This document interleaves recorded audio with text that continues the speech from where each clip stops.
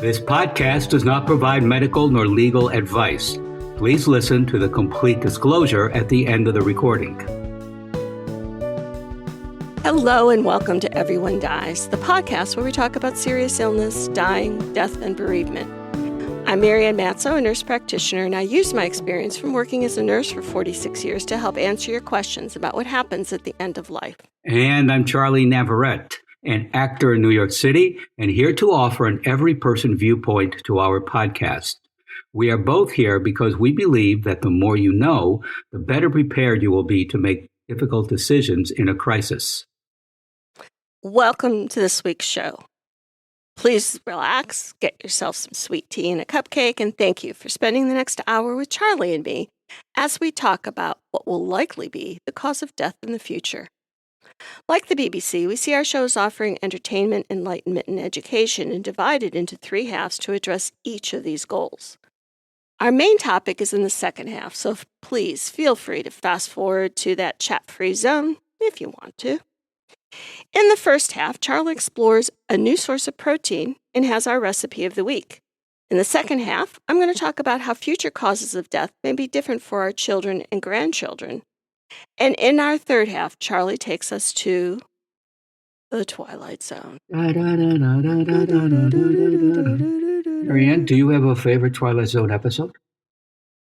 The one that frightened the bejeebers out of me as a child was when the wall goes soft and the kid goes into that other world, and then maybe he doesn't get out.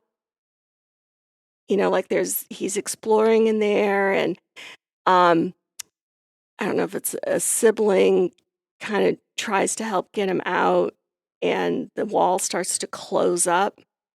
Because my bed as a kid was right next to the wall, and I just had a very active imagination, and I could just see that wall opening up and swallowing me, and it scared me. I can't picture, but that does sound familiar. Mine is the one with, Time Enough to Read with Burgess Meredith. Oh, yeah, that's great. Oh, my God. The world just is gone. He's the last one left. He's always been, henpecked because he always loved to read. And now he has time enough to read. Collects all these books from the library, and he breaks his glasses. Yeah. Gotta love irony. So, in our first half, we have read about the carbon effect from cows, and it has been suggested that we should get our protein from other sources to help save our planet. When cows break wind, they produce tons of methane. Methane is an extremely potent greenhouse gas, about 30 times more potent than carbon dioxide. This is not good for our climate. Conventional herding practices also destroy soil quality, create runoff waste, use excessive resources, and contribute to the problem of antibiotic resistance. Livestock, amazingly enough, account for 50 to 80% of worldwide antibiotic usage. There is now an environmentally friendly protein available in the form of cricket powder. Yes, hold your applause, please. All right, stay with me. Like a cricket powder is a great source of protein, vitamins, minerals, fiber, and fatty acids. But unlike a cricket flour looks nothing like an insect. Still, 100% cricket powder is basically a whole food. All nutrients are preserved, and you don't need to work for your crickets. Thanks to large-scale cricket farming and distribution, you could have cricket products delivered straight to your door. Cricket flour, also known as cricket powder, is a protein-rich powder made from, yes, you guessed it, crickets. It is made by grounding roasted crickets into a fine powder. Cricket flour is composed mainly of protein rather than starches and dietary fiber, which makes it different from true flours made from grains. The crickets used to make cricket flour are typically farmed specifically for human consumption. Cricket flour contains 6 grams protein per serving to help you meet your daily protein requirements. Crickets are more than just protein. They're stocked with fiber, fatty acids, and micronutrients too. People have been eating crickets for ages. They're a staple of the ancestral diet. Cricket flour pancakes is our recipe of the week and maybe the future of food.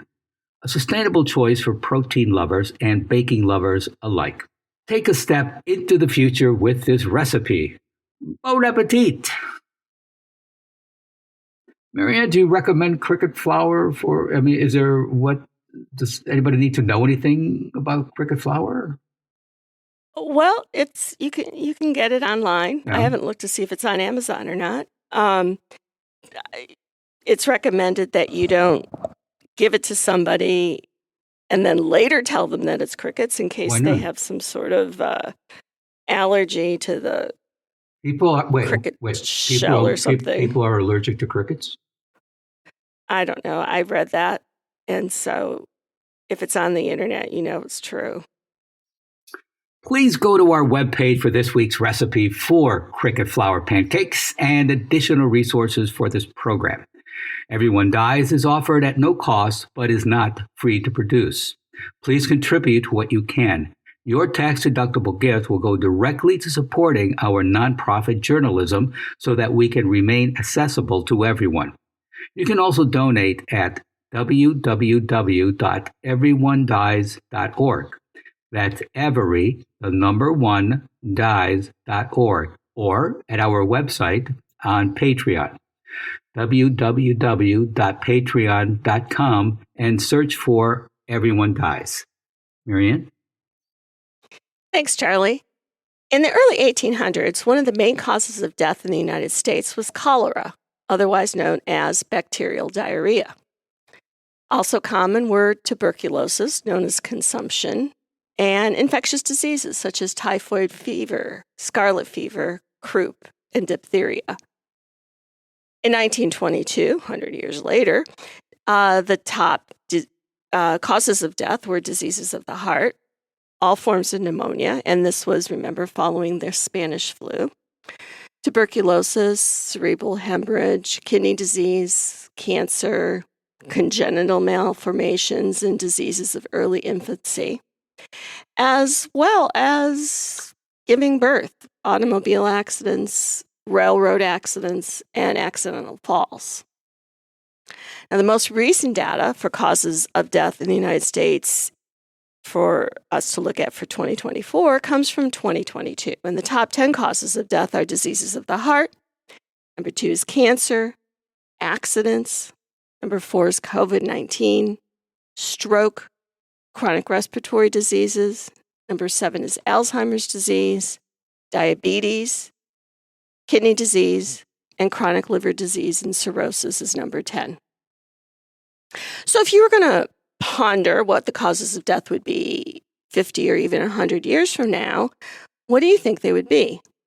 Well, I spent some time with my Ouija board and crystal ball this weekend, and here's what I think will be the top 10 causes of death in the future.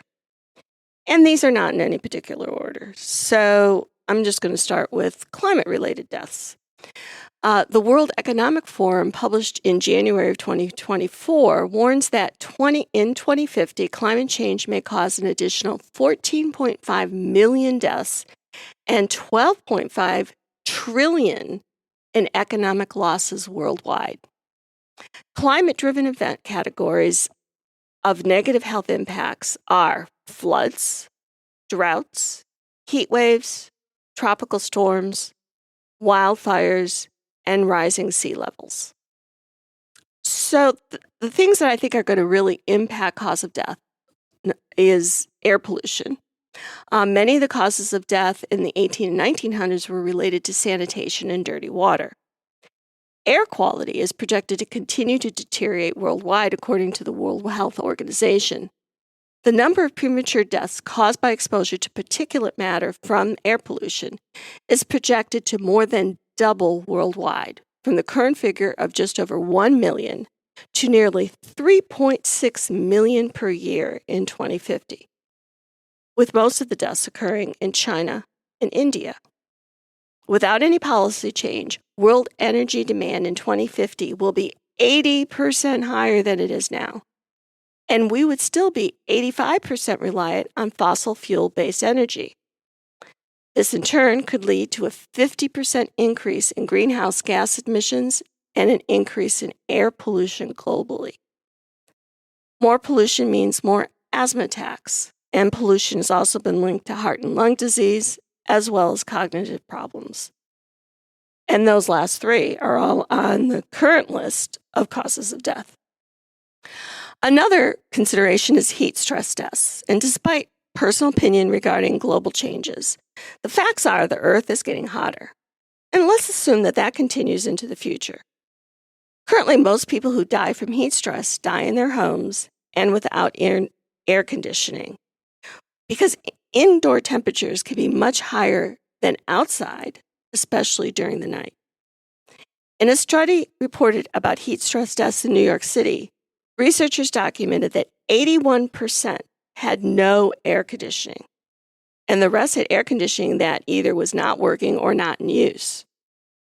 28% of those who died had an electric fan present and on, indicating that only using an electric fan without an air conditioning cannot always prevent deaths during excessive heat for people who are at the highest heat risk. We have to take into account also whether the power grid can support running air conditioning through major heat waves, as well as earlier in the spring and later in the fall, if there are fewer fluctuations in temperatures into the cooler ranges. So what is this prediction based on? The United Nations Intergovernmental Panel on Climate Change report states that for today's children who are alive in the year 2100, there are going to be 4 times more climate extremes than they have now, even with only a few more of a tenth of a degree of warming over today's heat. But if temperatures increase nearly 2 more degrees Celsius from now, or 3.4 degrees Fahrenheit, they would feel 5 times the floods, storms, droughts, and heat waves. 5 times, Charlie. Since 1999, people aged 65 and older have had several times more likely to die from heat-related cardiovascular disease than the general population, while non-Hispanic blacks generally have had higher than average rates. While dramatic increases in heat-related deaths are closely associated with the occurrence of hot temperature and heat waves, these deaths may not be reported as heat-related on death certificates. Therefore, the number of heat-related deaths may actually be higher than what we know. When people are exposed to extreme heat, they can have potentially deadly illnesses such as heat exhaustion and heat stroke. Hot temperatures can also contribute to deaths from heart attacks, strokes, and other forms of cardiovascular disease. Heat is the leading weather-related killer in the United States, even though most heat-related deaths are preventable through outreach and intervention. The population of adults aged 65 and older, which is expected to continue to grow, has a higher than average risk of heat-related deaths. Children are particularly vulnerable to heat-related illness and death because their bodies are less able to adapt to heat than adults, and they must rely on others to help keep them safe. People with certain diseases, such as heart and respiratory breathing illnesses, are especially vulnerable to excessive heat exposure. Also, those who are economically disadvantaged are at risk. Data suggests a higher risk among non-Hispanic blacks. So my next category is cancer. Cancer continues to climb up the list of the top 10 causes of death, and in the next 50 years will make it to number 1. By gender, prostate, lung, and colorectal cancers account for an estimate 48% of all cancers diagnosed in men in 2024. For women, the 3 most common causes are breast, lung, and colorectal cancers, and they will account for an estimated 51% of all new cancer diagnoses this year. A study by Rahab estimates increases in melanoma incidence, pancreatic cancer deaths, and liver cancer deaths, and decreases in prostate cancer diagnoses and breast cancer deaths in the future. Although rates of smoking, a major cause of cancer, has declined, the rates of those risk factors such as obesity have increased in the United States. Also, the U.S. population is aging, and cancer rates increase with age. What's this prediction based on? Well, an American Cancer Society report published in 2024 predicts that by 2050, the number of people with cancer could rise 77% to 35 million people. Third on my list is strokes. Currently, stroke is number 5 on the top 10 list, but once COVID falls off the list and we continue to resist health lifestyle choices, it's going to move on up. Statistical predictors indicate that the number of strokes worldwide will increase 50% by 2050, with a rapid rise among adults younger than 55. And what is this prediction based on? In most cases, poor dietary and lifestyle choices increase a person's stroke risk. A significant risk comes from unmanaged high blood pressure. And then there is rising diabetes and obesity, which are also factors that can cause or contribute to strokes. Worsening environment and air quality issues, including pollution and climate stressors, also contribute to the increase in stroke prevalence. Unequally distributed healthcare resources, a lack of prevention programs, increase in strokes after the COVID-19 pandemic, and the thought that COVID may be considered a risk factor for stroke, all create a perfect storm for an increase in strokes. The worldwide projected costs of stroke treatments and lost income will rise from $891 billion per year in 2017 to up to $2.31 trillion by 2050. And with all these trillion-dollar costs, first off, I don't know what a trillion is. I mean, I know what it is, but I can't conceive of it. And where are all these trillions going to come from?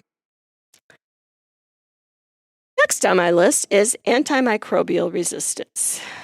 Yes, everything old is new again. Remember what I said about dying from cholera in the 1800s?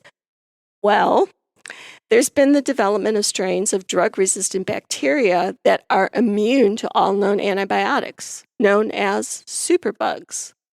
By 2050, the United Nations estimates that up to 10 million deaths could be caused by superbugs and associated forms of antimicrobial resistance, matching the annual global death toll of cancer. Antimicrobials are drugs like antibiotics, antivirals, antiparasitics, antifungals, and are critical to the health of humans and livestock, aquaculture, and the crops of the global food chain. Their discovery in 1928 led to a revolution in medicine that brought about a new era of food security and health. Superbug development includes both problems of excessive and inappropriate use of antibiotics. So antimicrobial resistance is a natural process that happens over time through genetic changes in the bugs.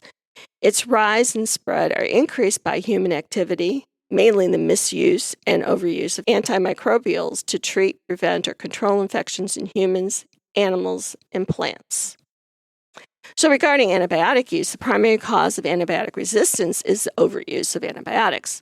When we use antibiotics, some bacteria die, but resistant bacteria can survive and multiply, especially if you're given a 8 or 10 day cycle and you start feeling better at day 5 and you stop taking your antibiotic. This sets up this kind of dynamic. The more antibiotics we use, the greater the chances that bacteria will become resistant to them.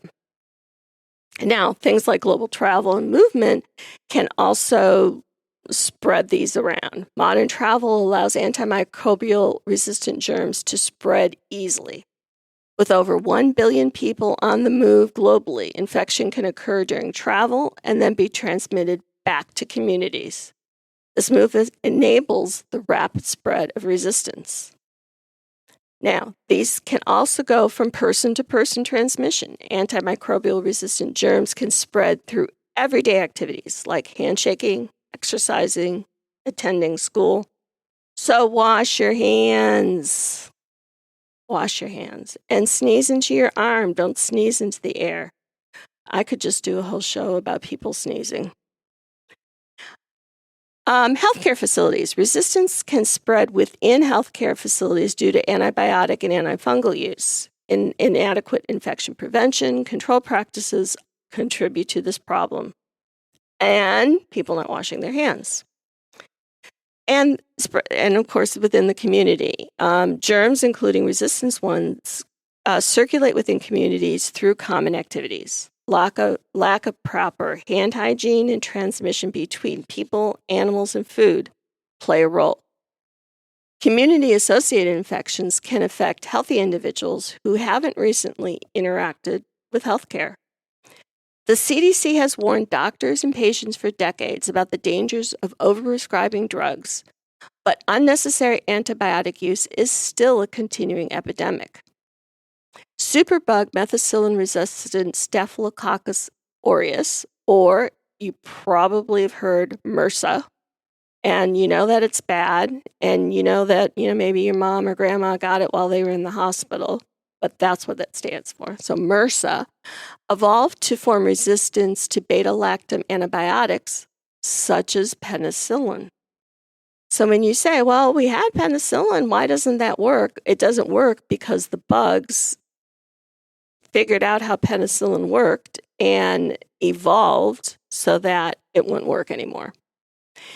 People are dying from common, previously treatable infections because the bacteria that causes them have become resistant to treatment.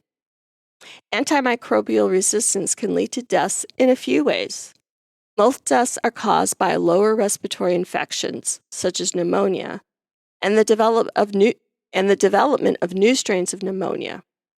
Bloodstream infections, which can lead to sepsis, urinary tract infections, which won't go away because the drugs aren't working, and wound infections that become gangrenous because the drugs aren't working. MRSA is particularly deadly, and E. coli and other bacteria are also linked to high levels of drug resistance. So what is this prediction based on? Antimicrobial resistance is listed in the World Health Organization as one of the top 10 threats to global health, and its impacts are already taking a significant toll on the health of humans, animals, plants, and economies. By 2050, 10 million people could die every year to antimicrobial resistance unless a global response to the problem is developed.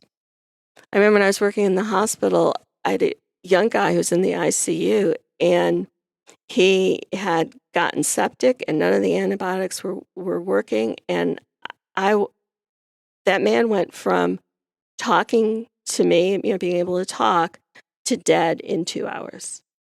And I was, in a way, in awe that in this day and age, people could get septic and die, and we could do nothing to stop it.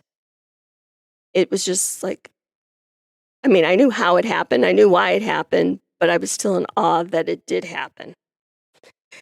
Their overuse in pharmaceutical, agriculture, and healthcare sectors and resulting spillover into the environment is threatening to undermine their effectiveness. As human-made antimicrobials spill into rivers and soil and other natural reservoirs, bacteria learn to resist treatments to which they were previously vulnerable. Both global warming and the increased pollution of rivers, lakes, and other waterways create conducive environments for drug-resistant pathogens to breed and spread. As temperatures increase around the globe, the development of resistant bacteria increases. In addition, extreme weather events like floods lead to the mixing of these bugs from various sources, intensifying the spread of resistant bacteria in places that they did not previously exist. Well, I know that this was a real happy kind of podcast. And these predictions don't have to come true. Many of the risk factors for predicting causes of death can be modified. For example, more than half of cancer deaths worldwide are potentially preventable.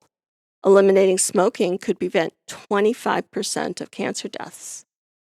Staying at a healthy weight is vital, and drug developments like Ozempic are game-changing.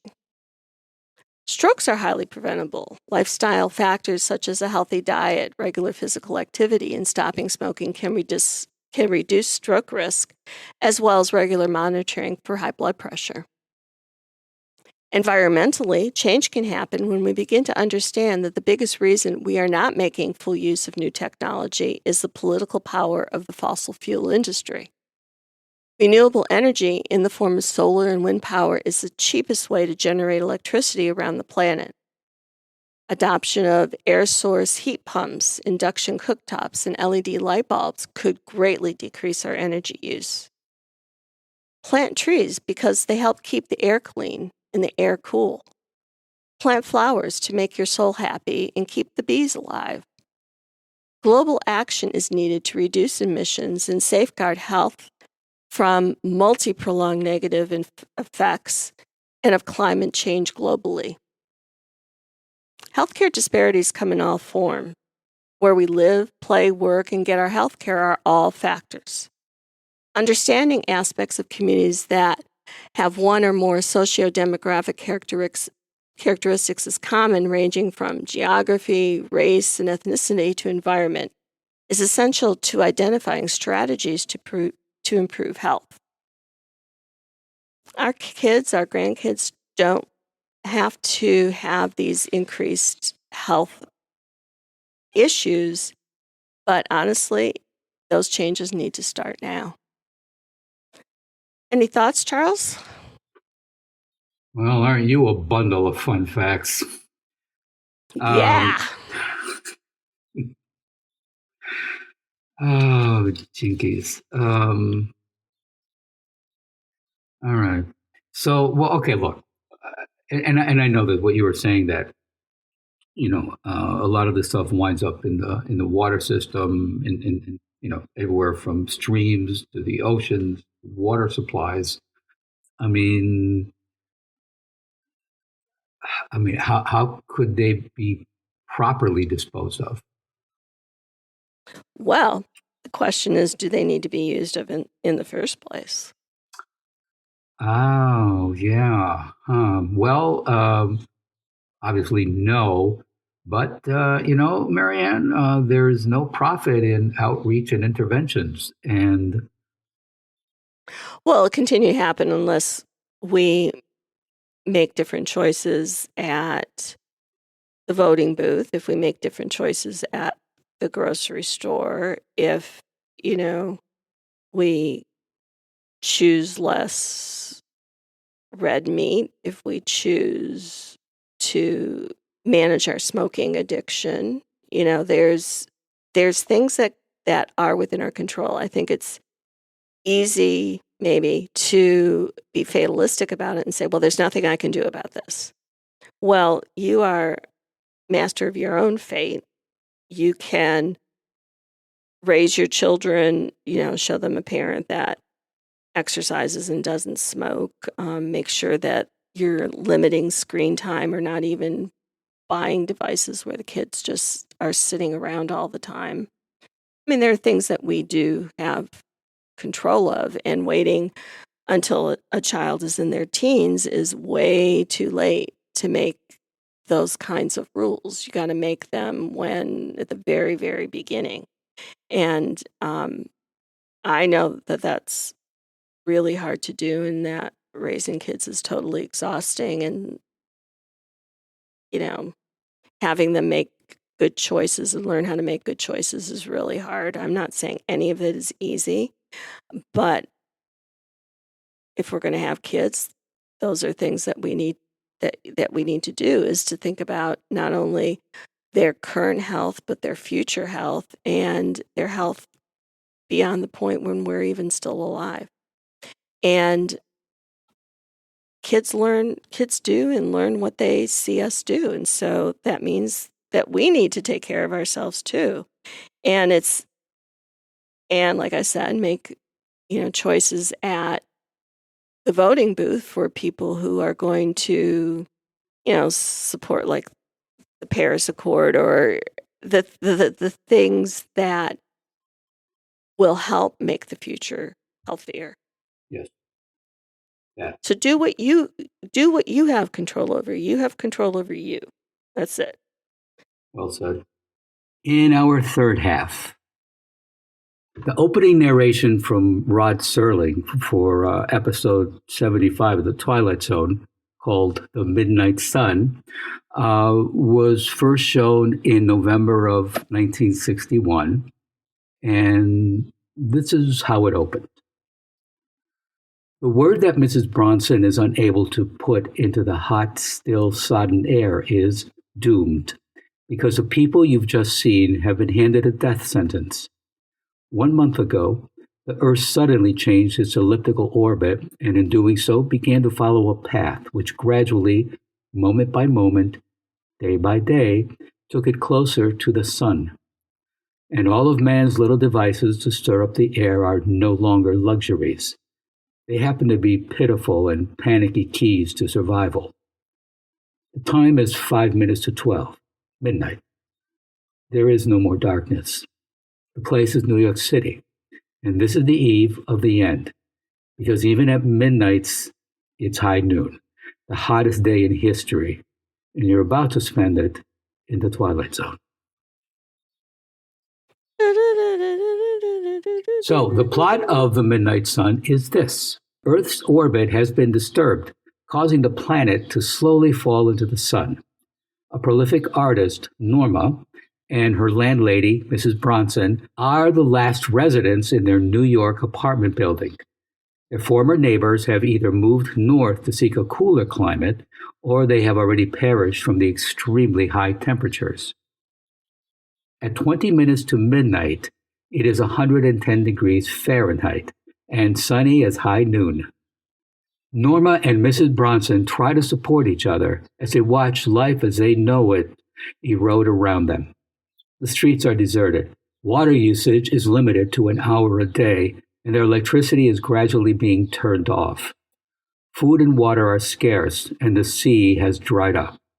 A radio presenter announces that the police have been moved out of the city and that citizens must defend themselves against looters, then angrily goes off script before being forcibly taken off the air.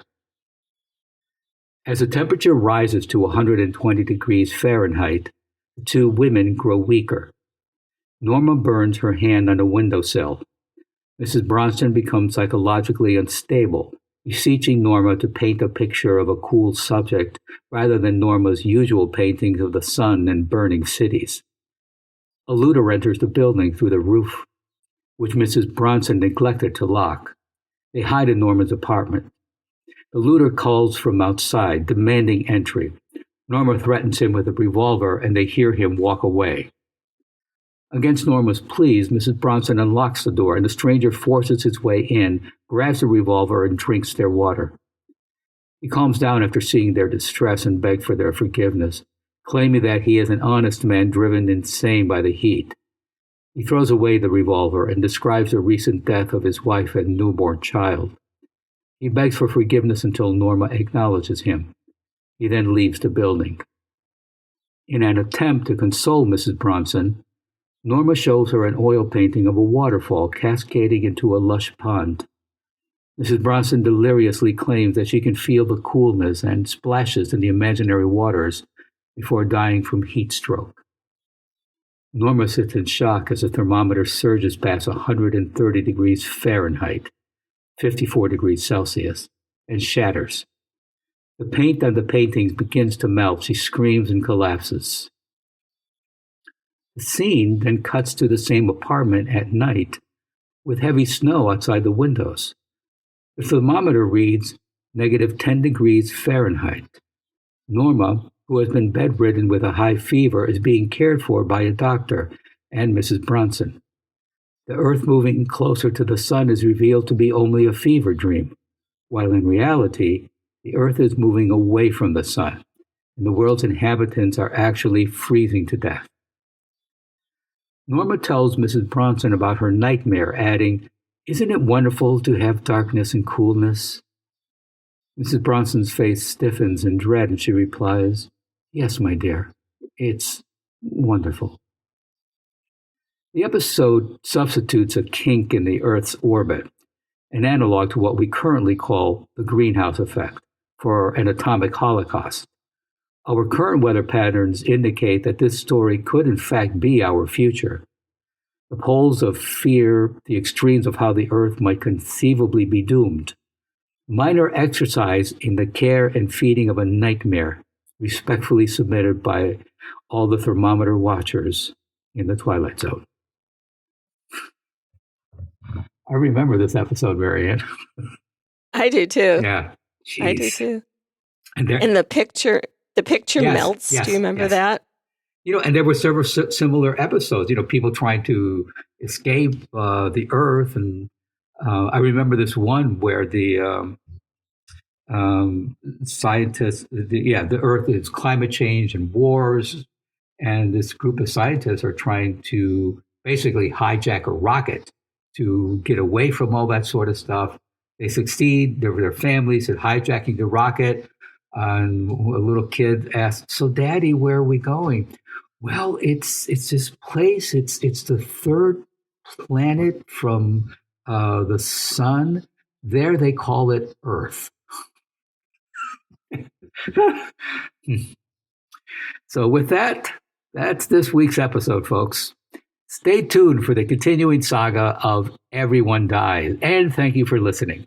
This is Charlie Navarrete, and from Lois Long, columnist for the New Yorker magazine from the 1920s to the 1960s. Tomorrow we may die, so let's get drunk and make love. And I'm Marianne Matzo, and we'll see you next week. Remember, every day is a gift. This podcast does not provide medical advice. All discussion on this podcast, such as treatments, dosages, outcomes, charts, patient profiles, advice, messages, and any other discussion are for informational purposes only and are not a substitute for professional medical advice or treatment. Always seek the advice of your primary care practitioner or other qualified health providers with any questions that you may have regarding your health. Never disregard professional medical advice or delay in seeking it because of something you have heard from this podcast.